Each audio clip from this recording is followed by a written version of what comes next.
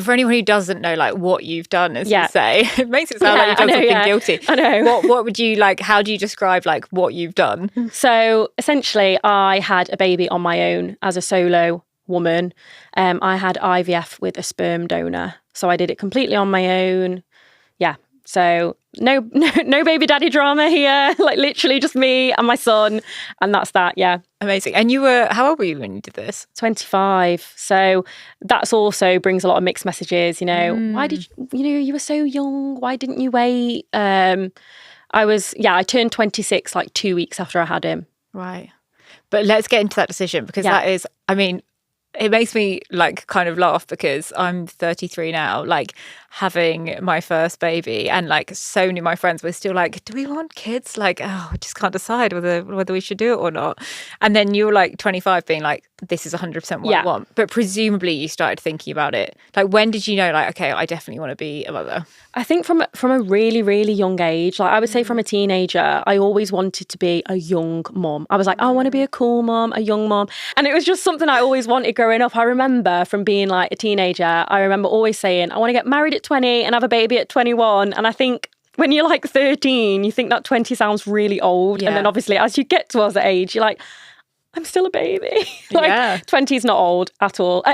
20 is definitely not old. And I was definitely not in the position to have a child, in my opinion, at 20. And, I just started uni. Like, me having a baby at 20 would have not been ideal for me. That's very fair. So from a young age, I always wanted to be a mum. I wanted a family. I wanted that family unit. And I think sometimes people think that I must have like daddy issues because of what I've done, which is literally far from the opposite. So like, I had the best childhood. I had a mum and dad that really loved each other. I had such a good childhood. So that's all I ever wanted. And I suppose like traveling and things, it's never really bothered me. I went out. I used to go out when I was 17, 18. I stopped drinking at 18 years old. I haven't had a single sip of alcohol in over 10 years. I'm completely teetotal. Wow. So like, don't get me wrong, I still like to go out and socialise, but it wasn't for me like a need, whereas some, people in the mid-20s are going out every weekend, which is absolutely fine if that's what you want to do. Yeah. I feel like being in your 20s is really difficult. Well, even in your 30s, you've got people that are married with 3 kids at 25. You've got people that are still living at home, going out every single weekend. There's no like right or wrong, but just because I was single, I think because I was seeing everyone around me have what I wanted. Like, I wanted that partner, I wanted those children, and I was sat back thinking, I want that. Like, why isn't it not happening for me? Yeah. It's not like I wanted, I wanted all that. It just hadn't happened. I think that's really difficult when you know what you want and you're sat like thinking, why is this not happened for me? Like, is there something wrong with me? And then it just got to a point where I was like seeing somebody, and it was quite a long, I would class it as like a serious relationship, but we weren't officially like together, which is that's just what happens to me. I'm never someone's girlfriend. I'm just seeing them. We have to get into that. Yeah, I'm just like someone's put on the side. And after that, I was like, you know what? I'm just not waiting around. So that broke down. And then that's when I probably really started thinking, I want to be a mum and I want to have a child, and I do not want to wait. And at this point, like, I'd got my degree, I'd bought my own house. Like, I think I bought my house when I was 24, which was obviously really young. So impressive. I mean, obviously where I live, the house prices are a lot more affordable. Yeah, for context, you're from Sheffield. For context, yeah, I'm from around Sheffield area. Yeah. So yeah, cost of living is a lot better than down here in London. But I'd done all that. So for me, I felt ready. And I'm not saying that you need to have bought a house and have a career to be ready to have a child. But in my eyes, I wanted to have that before I had a baby. Yeah. And I'd got all that. So I was like, why am I waiting around? Why am I waiting around for somebody that I might actually never meet? Especially as like literally, as you say, if you've got the career and you've got the house, it is like the partner. Yeah. Did you, like you said, you always end up kind of being in the not so serious relationship? Yeah. Like, did you date lots of people? Like, would you go into dating and be like, by the way, like, I'm dating for, like, I want a family. My children. Yeah. I think I was always quite honest and open to say that, like, that's ultimately the end goal. Like, I wanted something serious to, potentially, have children. But I think when I was like, early 20s, I wasn't kind of like, right, I want a baby next year. I would never go in with that sort of mindset. Yeah. But ultimately, I made it very clear that I wanted something serious eventually with somebody. I didn't want to just be a bit on the side. Like, I wanted something serious. It just, and unfortunately, I'm 30 now and I've never had a boyfriend, really. It just got to a point where I just thought, I can't mentally deal with this anymore. Okay. So you're dating. Yeah. But you don't really find anyone. How do you even get to the point? Because I don't think at 25 I would have looked around and been like, I don't think I even knew what IVF was. Well, I didn't really. It was like, I was hearing people were having kids through IVF, like at that age, like as in older people. But how did you get to being like, oh, that could be an option? I think, I'm not going to lie, I think I literally typed in, how do I have a baby on my own on Google? Yeah. And then all these IVF companies kept coming up for like IVF for single women. And I was like, oh, this is actually a thing. Yeah. I didn't know anyone that had done it when I first initially started looking. And then I kind of started researching and I found that everyone seemed to call themselves a solo mum by choice, SMBC. So that's what people would hashtag. Okay. So I remember going onto Instagram and hashtagging SMBC, solo mum by choice. And there were a few accounts that came up, but most of the accounts I found were women that were a lot older than me, like maybe late 30s, early 40s, mid 40s. And I was like, okay, yes, they've done the same thing as me, but I probably couldn't relate to them as much being 25 years old. Yeah. And then I ended up finding an account with a girl that I thought, oh, she doesn't actually look that much older than me, or she looks around about the same age. And at that point, her little girl was only like a month old. And I remember just sending her a message being like, hi, can I ask, like, have you done this on your own? And like from that day that we started speaking, we literally speak every single day. And like right now, she's looking after my child. Even though we live like 3 hours away from each other, we literally speak nearly enough every day. We've been on holiday with each other, with our children. So she was a couple of years older than me. I think she was like 27 or 28.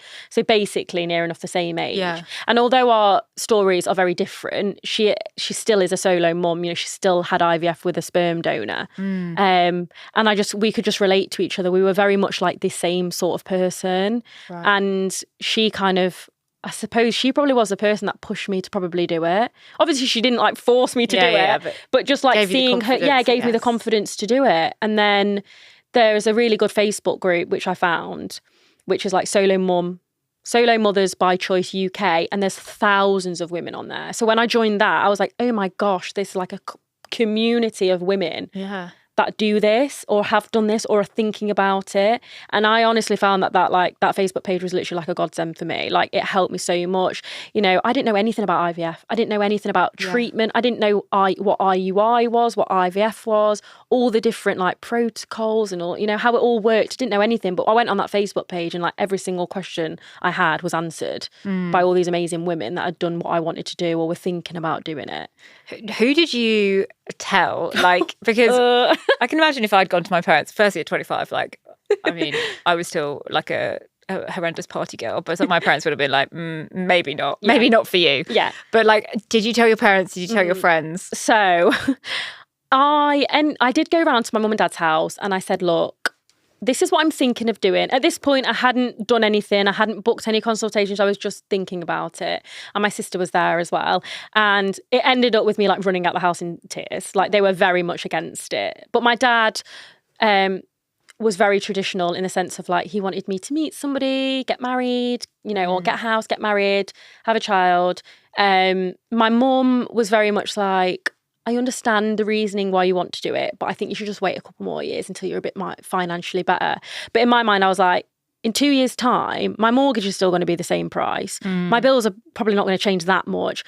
Yes, I may get a promotion at work, but even in the NHS, if I got a promotion, I'm probably going to be an extra £50 a month. Like I thought, unless I was to meet someone, my financial, your way of living wasn't going to change that much. So to me, I was like, well, that doesn't make sense. And the way that I think, if I had have done that, I'd have been then like, well, I could have had a 2-year-old by now, because that's the way I think.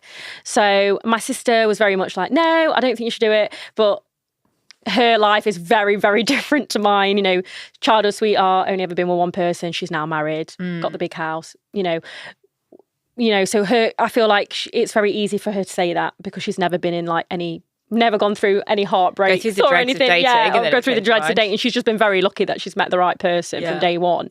So they it left with me leaving the house crying, and it was never spoken about again. And then I just decided to do it, and I didn't tell them. I didn't tell anybody. The only person I told was the girl I've just mentioned that was a solo mum anyway. Wow. So the first time my mum and dad knew was when I was 11 weeks pregnant, and I was like, surprise! Like, surprise, I'm pregnant. So I didn't tell anyone I was doing like all my injections for my egg collection, my transfer, like no one knew. Wow. So it was a complete secret. And how did you even, because it's not like the easiest thing doing IVF as a single woman, like in the UK. Like, did you go for UK? Did you go abroad? What was like your process? So I had treatment in the UK, but I always wanted to know what the donor looked like. Not one, because I'm just curious myself, but equally, I thought I also wanted to give, obviously if I was successful to have a baby, I wanted to give that child the option of being able to see their donor. And in the UK, all the sperm banks are pretty much anonymous. Not anonymous as in, you'll never find out who they are, but you don't get photos and stuff, and there's not a big choice. Which is crazy. Like I was saying, my friends who are doing it as a queer couple, you think like when people, there's such a conversation around like, oh, design a baby, and people, like choosing sex and all these different things, like choosing someone who's tall, choosing someone who's this. Yeah. And like it gets a little bit eugenics-ish and like not fantastic. But the reality from what I've heard of everyone who's gone through it is like you get some horrible database. It's like a clunky website. Yeah. And often all you get is a baby photo. Yeah. And it's like, okay, cool. That's like beyond baby photo. Yeah. It's not as, I like say, it's not as like, oh yeah, let's just look through a catalogue and choose the one I want. Like it didn't work like that for me anyway. And so when I was searching for a donor, because I use an international sperm bank, not all donors in the US want to be what they class as UK compliant. Some want to be completely anonymous. So that was an automatic filter I had to press, that they had to be UK compliant. So you then go from like, at the top of my head, when I did it with Noah, was like 300 donors to like 100. So you've already lost 200 straight away. Yeah. Then my clinic, I don't want to get too scientific, but there's something called CMV virus. Now, in the UK, if you were to conceive like naturally, you would never know your partner's CMV status. You probably don't even know. No, you probably don't even know what your CMV status is. Right. The easiest way I try and explain it to people is it's a bit like the herpes virus in the sense of some people are carriers, they might just never show symptoms. It's the same thing for this CMV virus. And is it really common in the way that like the herpes virus, lots of people? So yeah, most people are actually positive. There's more people that are positive than negative. But there can be a tiny, tiny, tiny small risk that if, let's say I'm let's say I'm negative and your partner's positive, there's a really, really small percentage that the fetus can contract this CMV and it can be deadly, and it can be really, children can get really poorly from it, a baby can get really poorly. But because it's so slim, not all clinics are bothered and won't test people's CMV status because it's so rare. Right. Whereas my clinic were really, they tested me and I was CMV negative. And like I said, most people are positive. Right. So that literally narrowed down so many donors because I had to choose. So if I was negative, I could only use a negative donor. If I was positive, I could have both. Yeah, because the risk's there. Yeah, I could use both. So I was negative, so that means I could only use a negative donor. So then we're going from 100 to literally like 20. Wow. So this is before I've even like hair colour, eye colour, height, do you know what I mean? Like education, do you know what I mean? So that before you've even chosen like those characteristics, I'd got like hardly a very small choice to choose from. Yeah. And then I suppose, yes, I did go on to characteristics. So I think I was like 5'9" and above. Yeah. Fair. Then you've got like 5 donors left. Now, out of the 5 donors left, 4 of them tested positive for at least one genetic condition. Okay. So then I had to either pay like an extra £500 to get my own genetic testing done. Yeah. But there was one, obviously, that didn't. There was one that literally tested negative for every single one. And I was like, he's just the one. I know it sounds really silly, but I was like, he's just the donor. Like, it just felt right. He just felt right. I didn't get that vibe with any of the other donors.